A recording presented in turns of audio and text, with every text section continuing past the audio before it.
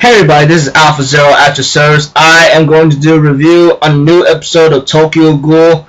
Now that, damn, I did not expect things to go that way, you know, that kind of stuff. And honestly, when I looked at this episode, I gotta say, it must be something raw, well, nothing raw, but something that I'm really glad to even take a look at, you know. And honestly, like, that's something, like, I really liked about very much, you know, and seeing how, like, things are just going well.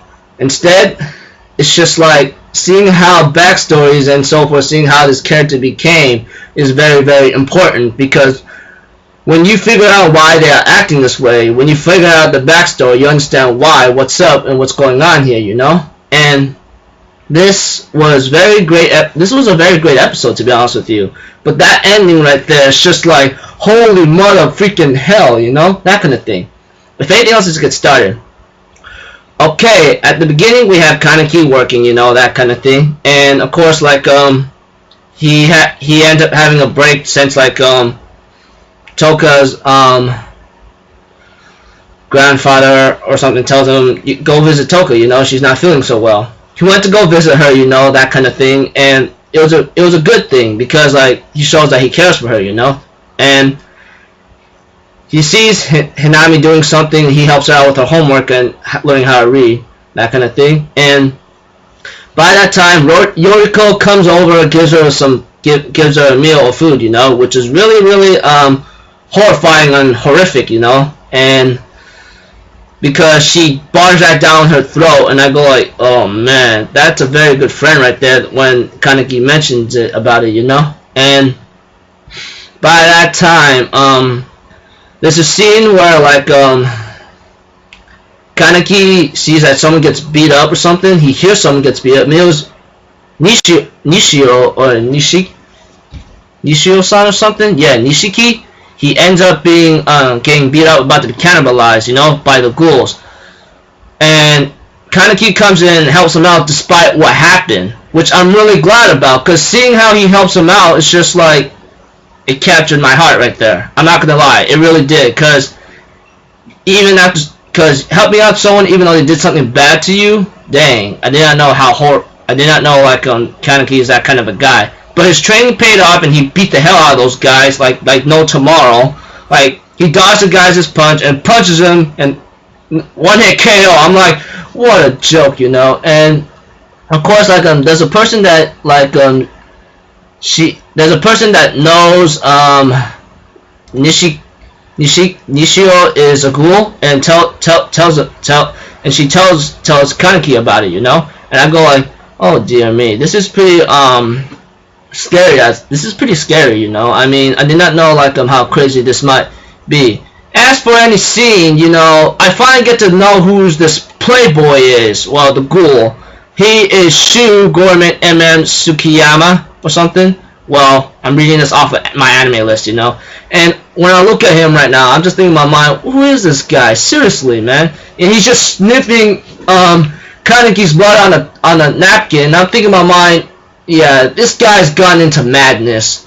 And of course we find out who the hell he really is. No, I was doubtful for a second. I made a hypothesis that I was doubtful, okay, of what he is. But he is what he is.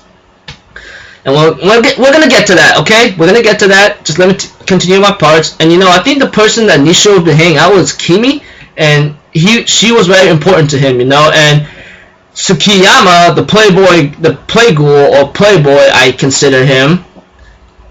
He ends up kidnapping her, and Kaneki goes over there, and Nishio says, I'm going with you. But Kaneki says, are you crazy? In that condition, you're going to die. He says, I'm going though. This is my fault that I let her off. And they both go to a church and see Tsukiyama's Shu there. In other words, his name, or the play girl or playboy, you know. They tried fighting him, but it was no use. Kaneki tries to take him on, but no use. And let's see here, Toka, oh my gosh, she comes in and manages to lay a scar and scars him in the face. I said, ooh, you don't fuck with her, you know. But later she gets defeated easily, and Kaneki tries to come in and help her out, but things didn't work out, and Tsukiyama broke Kaneki's arm and knocks out Toka easily, you know, and I go like, holy shit, that's just gotta hurt. That shit, it's gotta hurt right now, you know. And Tsukiyama's gonna go eat Kimi up. I think that's Nishio's helper or love interest, I should say. But Kaneki says, leave her alone, you're the one I want. But Tsukiyama says, hey, I want to eat you while you eat her, so that's the thing I want to see. But Nishio ends up trying to take him on in very strong will he has, because the past shows that he lost his sister by a bunch of people of ghouls, you know, that kind of thing, which is really, really sad, because his sister did everything she can to help him out, and I go like, dang, dude, that's a very good sister, and that really actually captured my heart. And right now, that gave me a lot of feels. I'm not gonna lie, because Nishio had a good sister right there, willing to like do anything he can for him, you know. And after she died, this hurt him a lot, and he found the guy who did this to her. And the guy says, please spare me. And I think in my mind, he ain't gonna let you live, and he's not even human. So you could lay off the begging and beg yourself that you don't go to eternal hell. Well, I bet that guy's already in hell. And it shows that Nishio had a soft side, and when he met Kimi, yeah, she allowed him to eat a part of her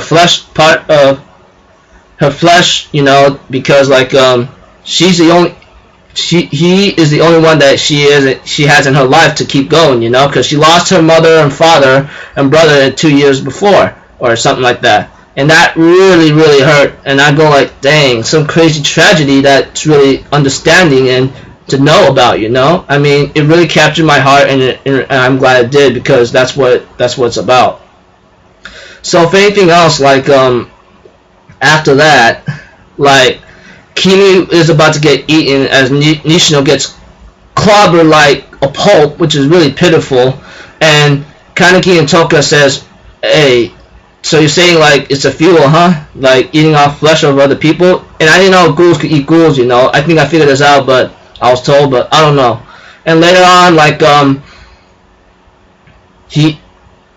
Kaneki allows Toka to eat his flesh, and Toka says, just don't look, alright? Bites him, and Shu or Tsukiyama, the playboy ghoul, or playboy I consider, says, he's mine to eat, and then Kaneki, before he could do any damage to her, Toka blocked her with her own power and says, yours, you idiot. And her eyes right there is like, I'm ready to freaking kill you, that kind of thing, you know. I'm really excited about that. And it ends like, nothing here belongs to you from the damn beginning. The subtitles never said that, but I'm putting it like in a rated R format, you know. And I go like, whoo-wee! How can you end it right there? That's just torturing me right there. I gotta say, I love this episode very much. The backstory was there. The progression was there. Even to a point of what could happen is right there. Everything about it is perfect, right? It's perfect. I loved it very much, and I hope you did too, because right here, after that ending, shit is going down in the next episode. I'm actually looking forward to blood, you know. That was a little something that I will criticize about. It's just the censoring, you know, and I'm not gonna like be a big deal about that according to what they gave me today, you know. But overall, very great episode. I'm actually looking forward to more, and hoping that it continues on like this with this progression and its action and its bloody goriness, you know.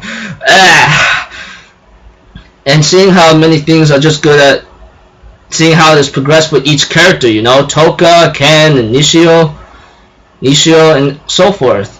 Like I said in the video, okay, people, I'm Alpha Zero. I'll see y'all in my next video. This will be the end of my review. Peace out, alright? Later.